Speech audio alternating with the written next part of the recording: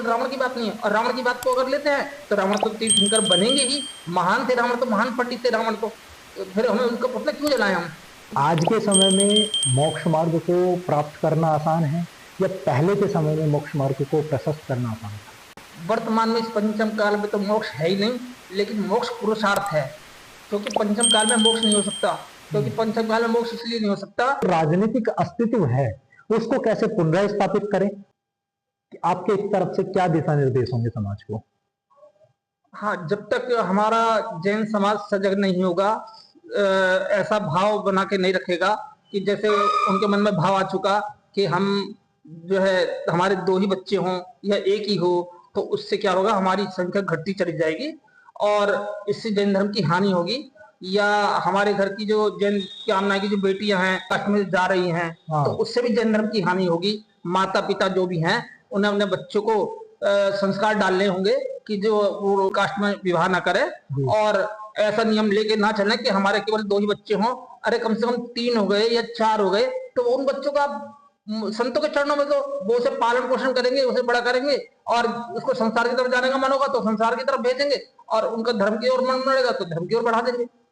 तो आचार्य श्री, अब जिस प्रकार से हम पूजा पद्धति करते हैं, किस प्रकार से अपने तीर्थंकरों, अपने आराध्यों की पूजा करनी चाहिए और किन चीजों का वो ध्यान रखना चाहिए जिससे अविनय ना हो?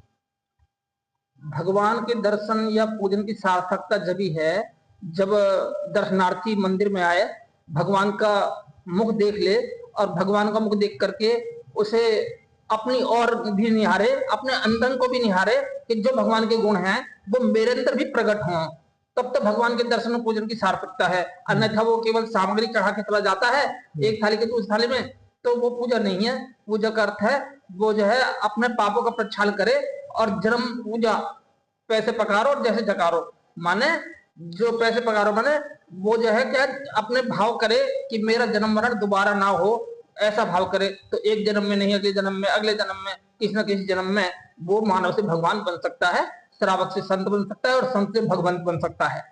संत से भगवंत बन सकता है एक श्रावक। आपको दिगंबर वेश धारण कर कर ही इस मोक्ष मार्ग को प्रशस्त करना पड़ा।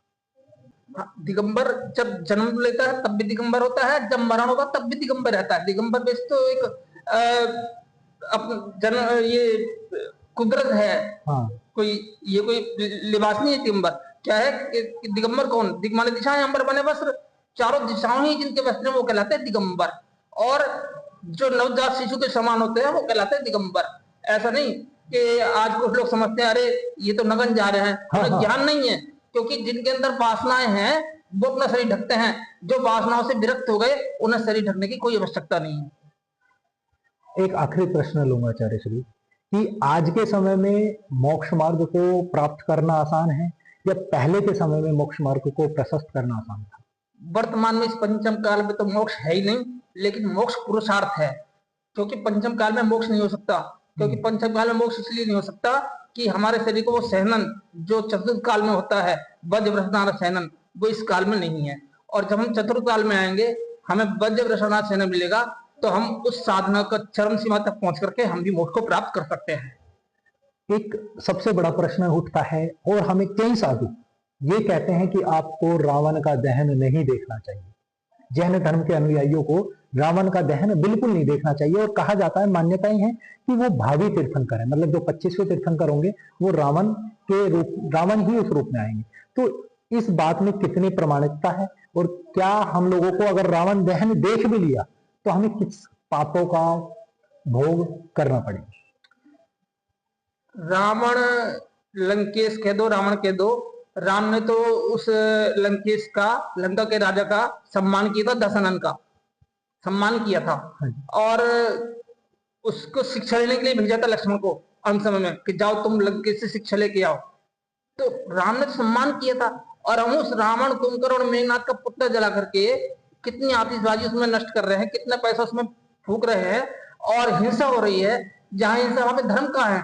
और आज तो कितने रावण हो गए हैं जो हमारी बहनों को, बेटियों को देख करके, कॉलेज के बच्चे और अपना मन खराब कर लेते हैं, उनके साथ गलत व्यवहार करते हैं। वो रावण तो, उन रावण को तो कुछ बिगड़ नहीं रहा। जिस रावण ने सीता का कुछ नहीं बिगाड़ा, सीता को सिर्फ मंत्रों के माध्यम से जो है अपने लंका में ले गया। लंकेश से जाता तो अब घर घर में तो लंकेश हो रहे हैं, पहले उन रावण के पुतले, उन लंकेश के पुतले जलाना, जो आज कॉलेज के बच्चे, आजकल के वर्तमान के बच्चे बेटियों पर, बहनों पर जो है दुराचार कर रहे हैं, उनके पुतले जला। अगर हम केवल रावण की बात नहीं है। और रावण की बात को अगर लेते हैं तो रावण तो तीर्थंकर बनेंगे ही, महान थे रावण तो, महान पंडित थे रावण तो फिर हमें उनका पुतला क्यों जलाएं हम?